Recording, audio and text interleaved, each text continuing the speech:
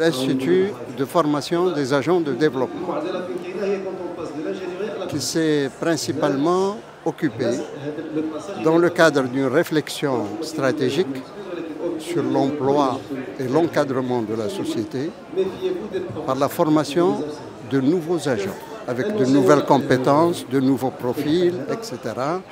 Et donc on s'est mis en place des cycles de formation qui correspondent aux normes internationales sur une durée pleine de 3 mois de formation, avec forcément,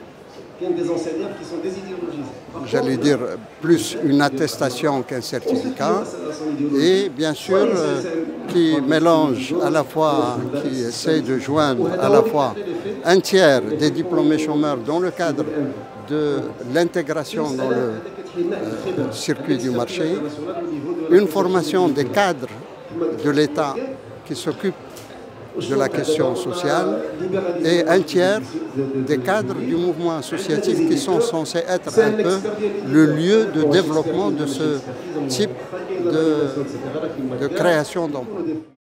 Les droits de l'homme, de toutes les façons, c'est une constante. C'est notre référence, c'est notre référentiel. Dans tous les cas de figure, dans toute approche, en tant que mouvement associatif démocratique, nous reposons sur un référentiel qui doit respecter les droits de l'homme. Maintenant, nous sommes face à une crise sérieuse au niveau du Maroc.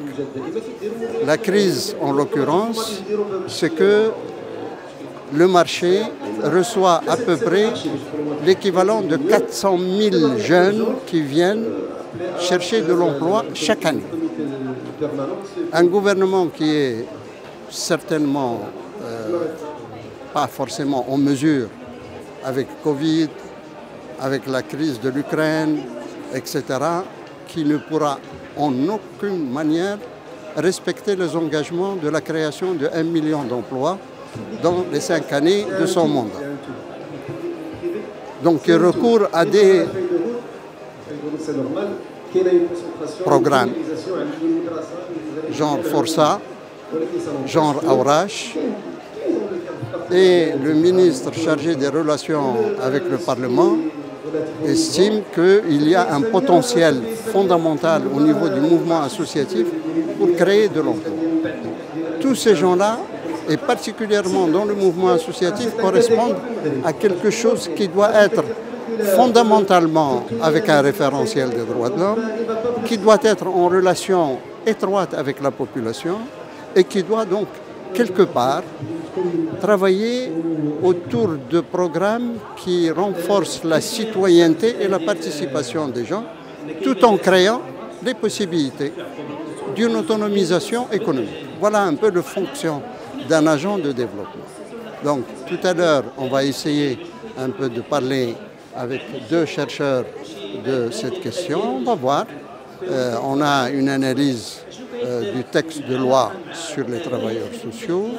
On a une approche critique sur Aourache qui nous semble ne pas du tout répondre aux objectifs de la création d'emplois pérennes, mais qu'il est beaucoup plus dans l'institutionnalisation de la précarité de l'emploi et au sein, en plus du mouvement associatif, qui lui, à lui tout seul, d'après le gouvernement, représente un potentiel de quelque chose qui avoisine les 200 000 emplois potentiels à créer.